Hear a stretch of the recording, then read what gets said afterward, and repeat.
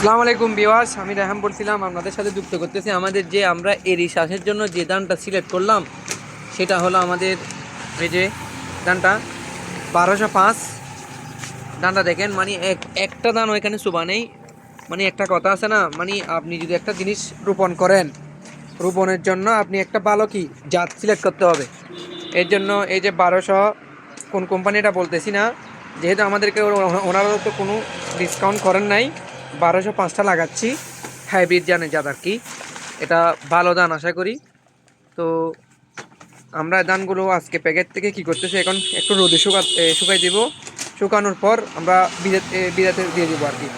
যেহেতু একটু দেরি হয়ে গেছে, তাও আমার কি আমি একটু অ্যাক্সিডেন্টের কারণে আমরা একটু ধান কি করতে পারি নাই, মানে আরও তাড়াতাড়ি বিদাইতে পারি নাই। একদম ভালো ধান যা দেখতেছেন, আমি আগে করছিলাম, ভালো ফসল দেয় এখান থেকে। তো আপনারা আমাদের সাথে থাকবেন, আমাদের জন্য দোয়া করবেন। আমার ছোটো ভাই হাবিব সহযোগিতা করতেছে আমাকে।